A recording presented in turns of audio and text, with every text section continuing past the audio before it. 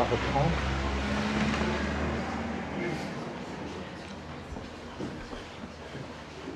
Voilà.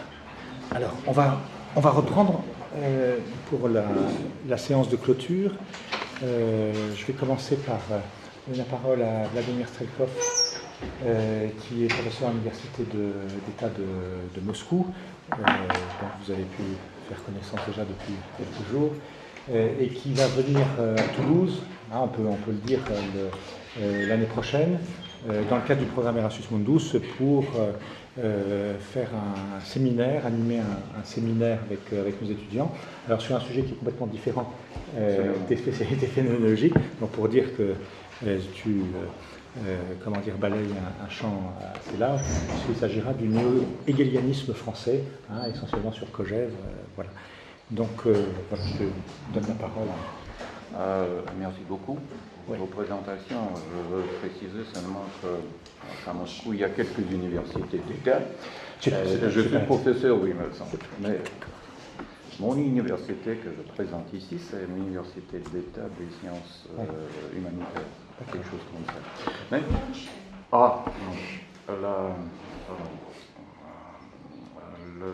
mon exposé est consacré aux horizons phénoménologiques de l'immortalité pratique, c'est-à-dire et surtout aux applications pratiques de la lecture de Lévinas en particulier, ayant en vue à la situation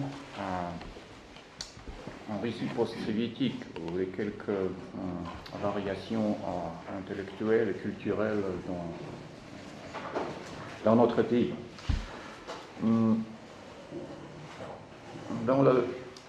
veux commencer par un célèbre livre de Jonathan Swift. Dans le célèbre fragment du troisième voyage de Gulliver, consacré à la description des coutumes et des particularités du pays de Lagneck, il s'agit des Struldbrug, des immortels. Comme on le sait au début, le phénomène de Struldbrug éveille dans le cœur de Gulliver voyageur un enthousiasme indicible. C'est tout à fait compréhensible. Son imagination lui fournit une série d'images d'une vie idéale, une vie qui découle de l'immortalité pratique, inaccessible pour le reste du genre humain. La possibilité d'apprendre toute la sagesse humaine accumulée pendant de longs siècles, la possibilité de transmettre ses connaissances acquises pendant de longues années aux larges masses, l'estime et le respect de ces larges masses, etc. Cependant, ces images n'éveillent pas un tel enthousiasme dans le cœur des habitants de Lagneck eux-mêmes. Au contraire, ils accueillent les effusions passionnées du voyageur avec de sourires de pitié et d'indulgence. Non, explique-t-il, tout n'est pas si simple avec l'immortalité pratique. En réalité, selon l'explication des habitants de Lagneck, les Struldbrug sont hargneux, moroses, ne sont pas aptes à l'amitié, sont en plus pourvus de tout bon sentiment naturel en dehors qui que ce soit. Leur naissance porte malheur à leurs parents et à eux-mêmes. Ils n'ont aucune envie d'apprendre quoi que ce soit à l'humanité. Leur existence est absurde et extrêmement ennuyeuse. Ils sont les membres de la société les plus inutiles. Le roi de Lagneck propose même à Gulliver d'amener 2 de ses Struldbrug en Angleterre pour guérir les Anglais de la peur de mourir. À la folle soif d'une vie éternelle prolongée par tous les moyens, typiques à tous les autres pays du monde, n'existe pas à Lagneck notre Gulliver. Tout cela parce qu'ils ont toujours devant leurs yeux un exemple d'immortalité.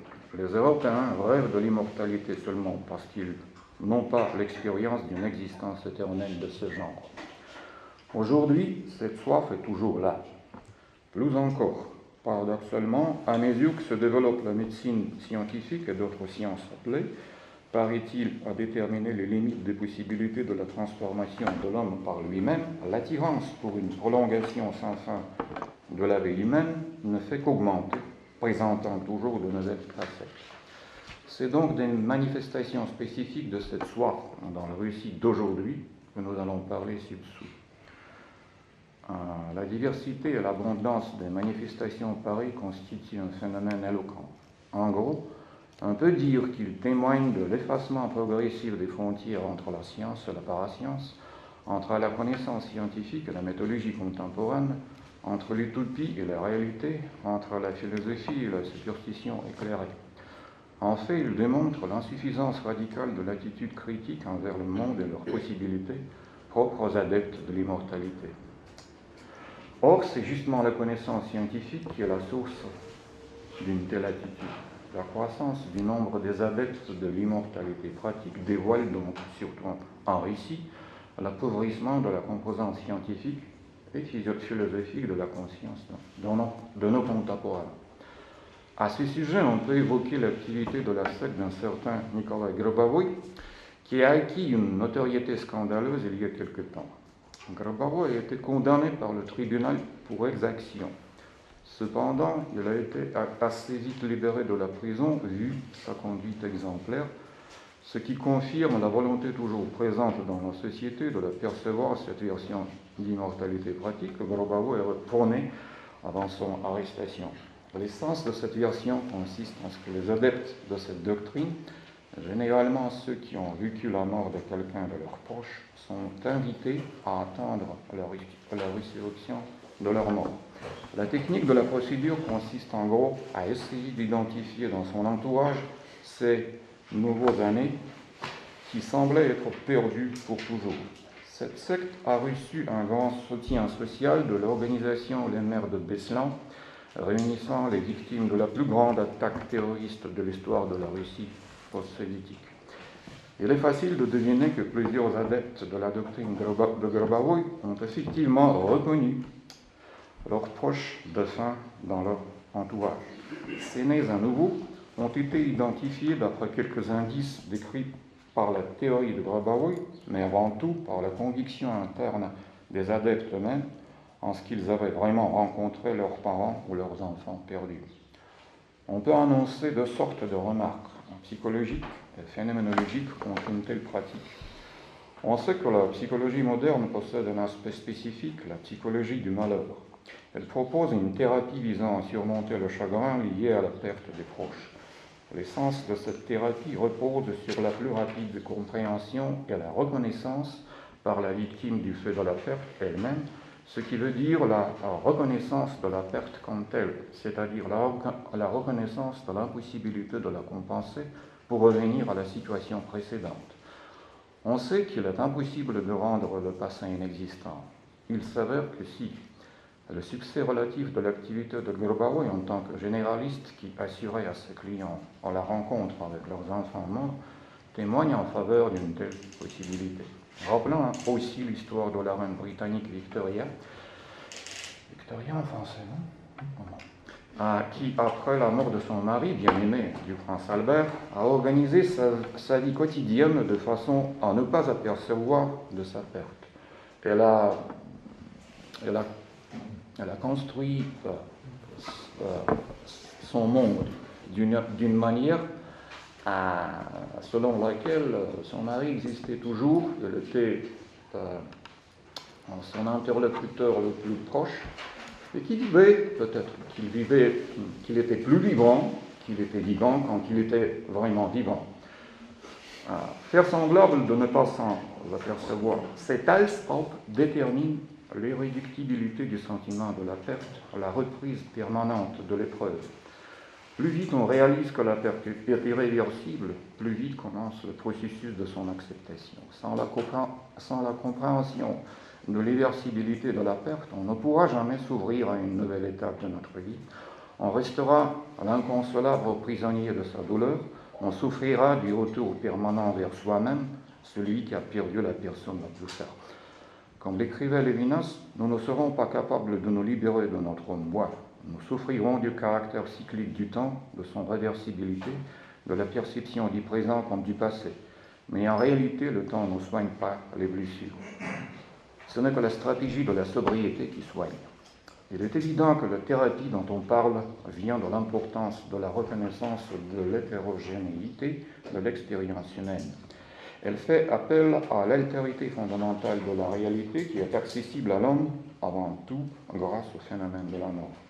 C'est ici qu'on s'engage sur le terrain de la phénoménologie. Cette espèce de phénoménologie qui a été élaborée par Lévinas en opposition à la phénoménologie de Husserl et qui a finalement abouti à la sortie en dehors de la phénoménologie elle-même. Pour Husserl, la conscience, notamment la conscience du temps, est le facteur de l'unité. De ce point de vue, la psychologie du malheur, qui admet l'impossibilité de revenir en arrière, n'est pas une théorie de conscience traditionnelle.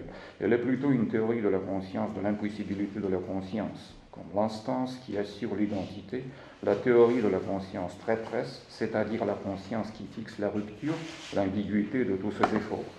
Le modèle phénoménologique de Husserl est le plus approprié à la consolation illusoire, bien sûr.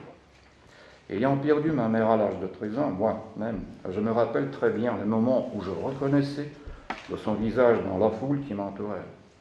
Et cela se répétait beaucoup de fois pendant les années les plus proches de ma perte personnelle. L'idée de Grobaro est une exploitation réussie de ce schéma admirable de Husserl, celle qui décrit la conscience construisant la réalité avec les éléments qui se trouvent en sa disposition.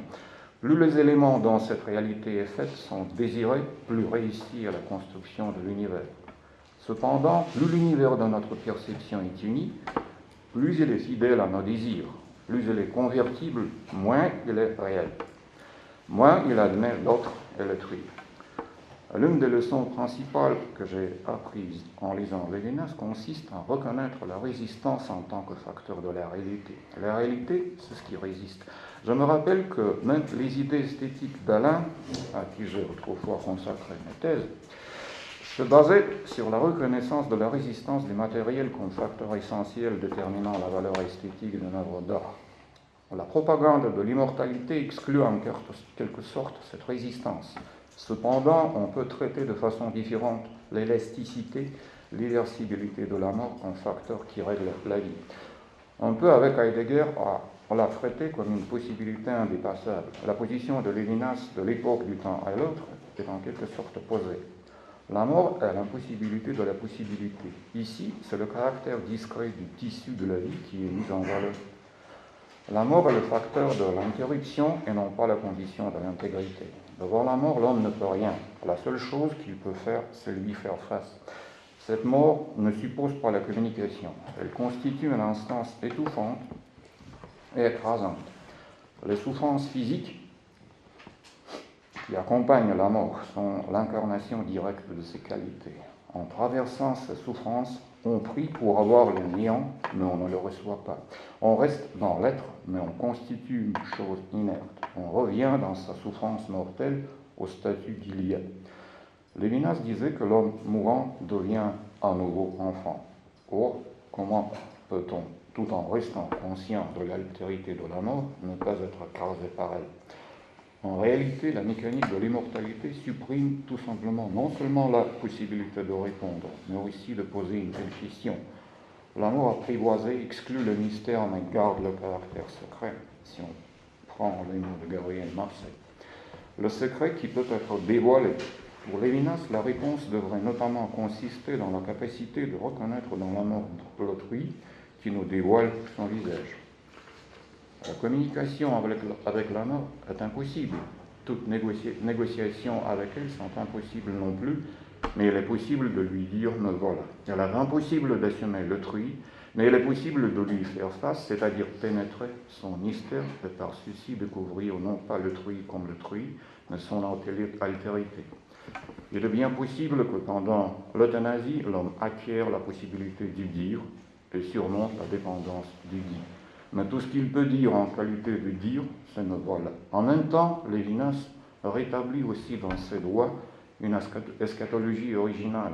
On pourrait l'appeler l'eschatologie de la responsabilité, car mon espace finit après la mort, mais arrive un nouvel espace dont je suis quand même responsable. Toute ma responsabilité est de répondre à cet autre. Est-ce que la mort apprivoisée peut m'aider à découvrir l'autrui? Merci pour votre patience.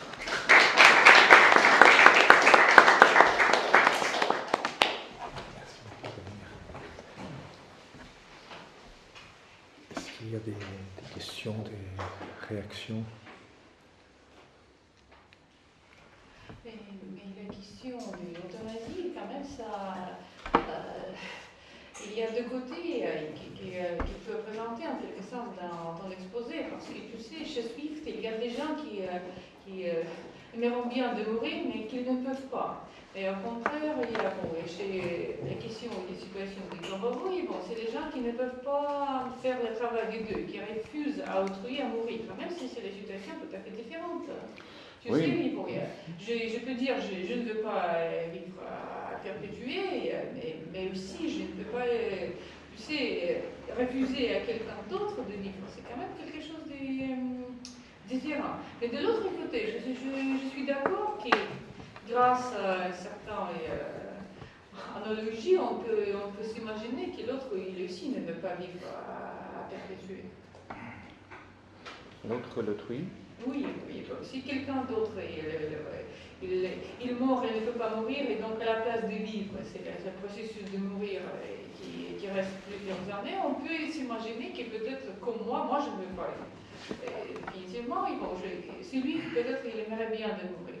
Mais tu sais quand même appliquer ça à quelqu'un d'autre, on ne peut pas le faire, hein, et ça c'est le problème. Mais, oui, je suis d'accord avec toi, mais quand même,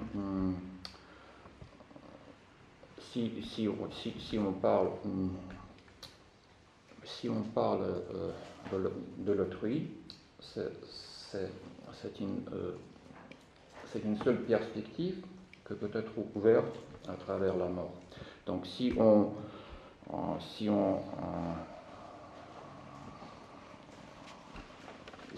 y en a, oui, c'est le défendu, c'est le surpassé, alors à mon avis, il y a quelques organes, un organe métaphysique, disons, oui, qui existait en homme, mais qui sont amputés comme résultat de cette opération. Une opération tout à fait pénible. C'est-à-dire que, finalement, oui, c'est-à-dire que nous aurons en résultat, et comme résultat, un homme qui ne sera plus un homme. Ce sera une autre essence, notre réalité. Peut-être très intéressant à son égard, mais quand même un autre, tout à fait un autre. Et à mon avis, cette analogie entre les livres de Swift et les mers de Beslan, par exemple, est possible et même nécessaire parce que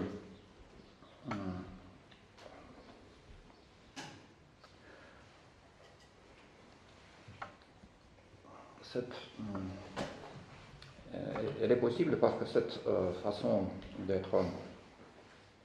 d'être humain est universelle, d'être humain en vue de l'autrui.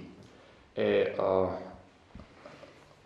ça, c'est une base universelle qui unit les immortels des Storybook de Swift et les habitants du récit post-soviétique.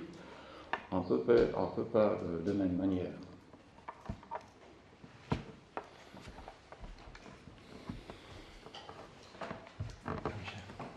Oui, j'ai une question et quelque chose que je ne suis pas sûr d'avoir correctement saisi. J'ai l'impression que vous avez dit que dans les conditions de l'immortalité, on perdrait le rapport à la réalité comme résistance, parce qu'on perdrait la résistance, et qu'on perdrait même la faculté de la question, qu'on perdrait la faculté du questionnement. Alors, si je me suis trompé, ma question est sans objet, mais si j'ai raison, au fond, pourquoi? Est-ce que c'est totalement évident? Voilà ma question. Ah oui, je crois que cette existence, que notre opposition à l'existence est valable uniquement parce que nous sommes ouverts à notre mort. Et cela veut dire que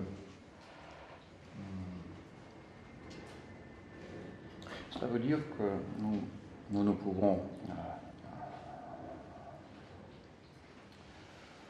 pouvons descendre, nous pouvons décider les problèmes qui nous imposent à notre réalité, la réalité à nous-mêmes. Et à vrai dire,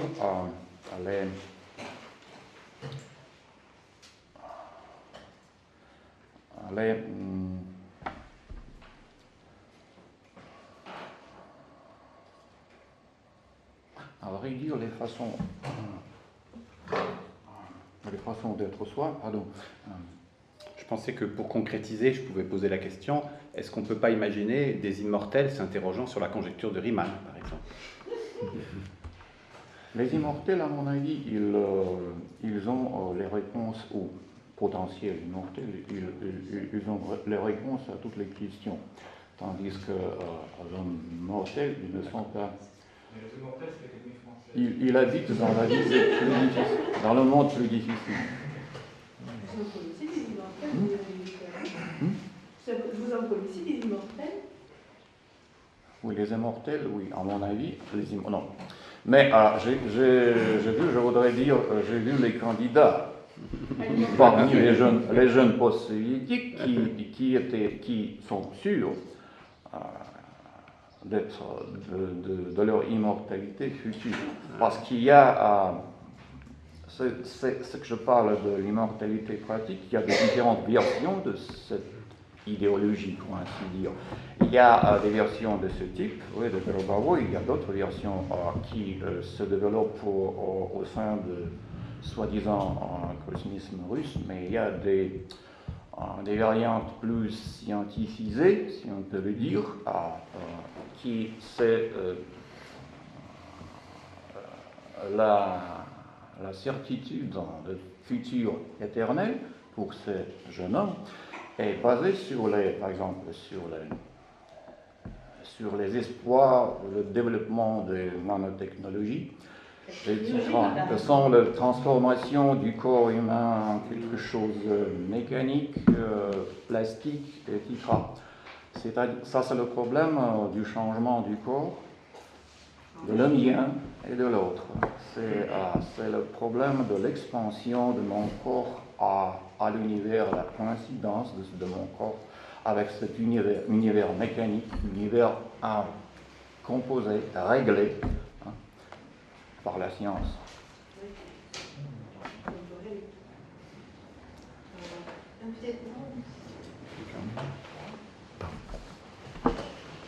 Madame, après. Une toute petite note, cette attitude n'est pas d'hier.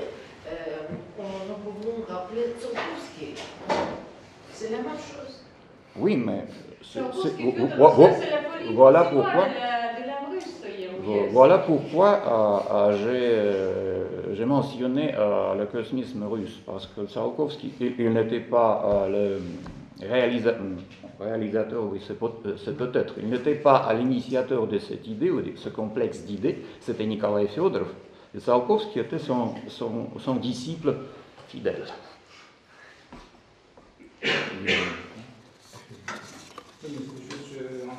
Parce que exactement dans les années 20, cette idée soviétique l'idée de balsamer les corps des chefs des partis, par exemple.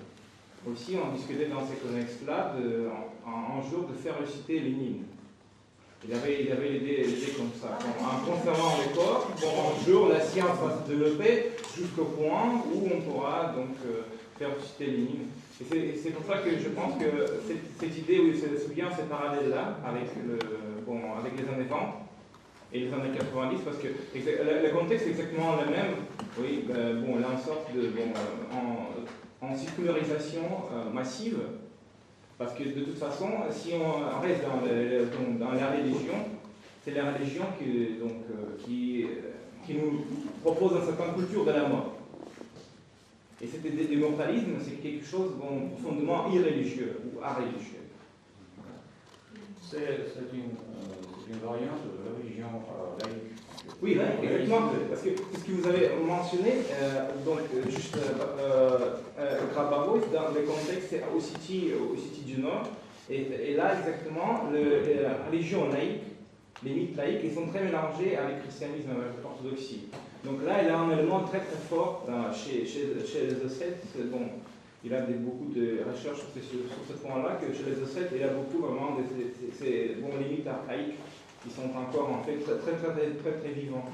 C'était à peu près la même voie que la voie qui a commencé à marcher, selon cette voie, par les nazis en Allemagne des années 30 en particulier. C'est un projet de créer une religion tout à fait à part, mais quand même conservant les mêmes artefacts. Par exemple, la mausolée de Lénine, ça a un grand aspect religieux, à mon avis. Parce que ça, c'est le centre, ça, c'est le tombeau tout à fait d'un héros culturel. Ça, c'est le protagoniste d'un homme soviétique, d'un homme nouveau, oui, qui est en train d'être construit pendant l'époque soviétique. Et Lénine était un centre énergétique en même temps. C'est un centre d'attraction. Voilà pourquoi c'est que immense, oui, que chaque moscovite en tout cas peut envisager, oui,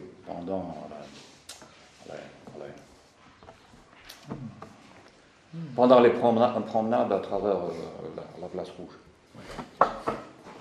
Une question, moi j'ai un ami anglais, un prof de théologie, qui a dit qu'un être humain, c'est un être qui peut être enterré. Tu vois, en quelque sens, moi je pense que tu parles plutôt pas de vraiment comme la fin de la vie, comme une certaine rupture entre la vie et l'amour, qui est marquée à la façon bien précise, et qui est aussi liée à l'être transcendant, oui, bon, je ne sais pas, l'être transcendant du monde, la source du sens et des significations.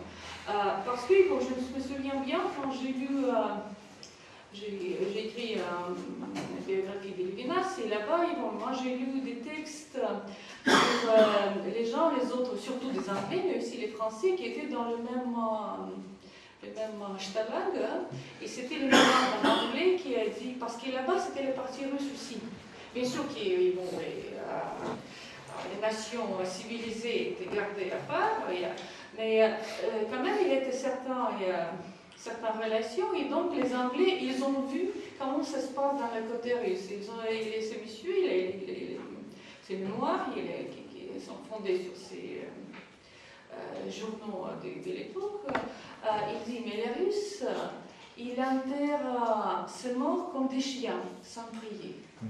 Et moi, je pense que l'enterrement avec les prières, ça, c'est vraiment quelque chose qui marque la fin de la vie. Ce n'est pas la question de la mort du cerveau ou la mort du, je ne sais pas, du cœur, mais c'est plutôt le moment complètement qui appartient au niveau de sens, c'est le moment que les gens acceptent que quelqu'un est mort.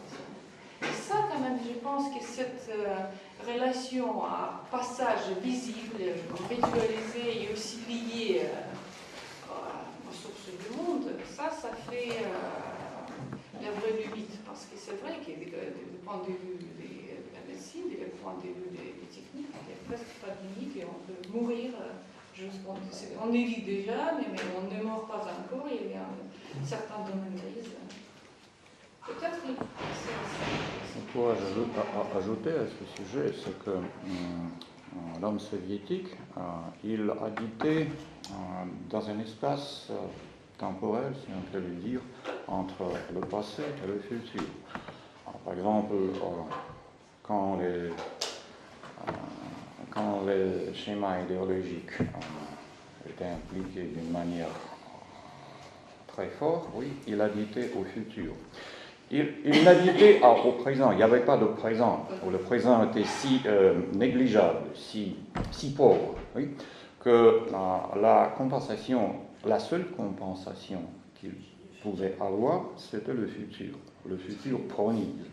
Le futur promis, oui. Et c'est d'un côté. Et de l'autre côté, tu parles de l'enterrement des chiens, oui, mais en quelque façon, c'était comme en Égypte ancien, parce qu'en Égypte ancien, surtout à l'époque de l'ancien royaume, le seul mort était le représentant de tous les morts, tous les Égyptiens. C'était le pharaon. Pharaon. Et pour les soviétiques, à peu près la même chose, c'était Lénine qui était le représentant et l'accumulation des forces, des rêves de tout le pays et de tout le peuple. Je peux juste poser une réaction comme ça. Quel rapport tu mets entre ce que tu as décrit, enfin de ton expérience personnelle, c'est-à-dire cette base hallucinatoire qui semble être, qui se constitue naturellement en réaction à la perte, et cette création de géants, enfin en quoi consiste l'idéologie personnel. Oui. Ça me regarde personnel. Oui. Non, parce que ce qui est frappant dans ce que tu as dit, c'est que tu as l'air de dire que finalement il y a un phénomène hallucinatoire qui, lui, est premier, qui est basique, et que c'est ce phénomène, c'est cette capacité hallucinatoire qui est à la fois mobilisée, magnifiée, amplifiée, reprise dans la construction de ce que tu appelles l'immortalité pratique, et dont on voit bien dans le... je n'ai pas retenu le nom, je ne saurais pas prononcer le nom enfin, de cette sectaire, on voit bien que finalement il y a là quelque chose comme une espèce de... à travers la discussion qu'il y a eu là, de caricature en quelque sorte de ce qu'a été la construction idéologique du communisme, où au fond ce qui ne va pas là c'est ça, c'est que on n'arrive pas à construire le monument, et on a une version médiocre ou appauvrie en quelque sorte de ce que le communisme avait construit. Mais voilà, avec cette première base, c'est-à-dire la question c'est pourquoi est-ce qu'on hallucine celui qu'on vient de perdre, et est-ce que ça ne répond pas à quelque chose enfin, qui est de l'ordre du deuil et de la nécessaire continuation du réel. Je crois que c'est plutôt l'exploitation du processus naturel de l'organisation du monde dans la vision, surtout dans la vision, qui est forcée par le désir énorme de restituer les réalités d'une façon précédente, du temps précédent. Et, donc cette exploitation est, du point de vue éthique, quelque chose d'abominable à mon avis. Voilà pourquoi ça c'est un peu nommé vraiment extraction. Et, si je dis autrement, parce que je n'ai pas dit assez clairement, parce que ce n'est pas la même faculté. Ce que j'ai en tête, c'est le chapitre de Bergson sur la religion statique, où c'est la faculté de fabulation, finalement, qui est à l'origine de la formation de l'âme primitive comme image du défunt, comme cette image persistante du défunt, et qui est au principe, alors si on veut parler dans les termes de la formation idéologique elle-même. Est-ce que ce n'est pas la même faculté qui est à l'œuvre dans la formation du monument stalinien et dans ce que Bergson traite à travers le dédoublement du présent, etc., et cette formation d'une image persistante du présent. Oui, oui, c'est comme ça. Il y a un parallèle où il y a toute une tradition de ce type-là. Et voilà pourquoi j'indique comme une des sources de cette tradition. D'un côté, c'est la religion chrétienne, et de l'autre, c'est l'idéologie bolchevique qui exploitait le même désir, qui formait ce désir en organisant l'horizon de l'homme idéologique ou soumis à l'idéologie en général.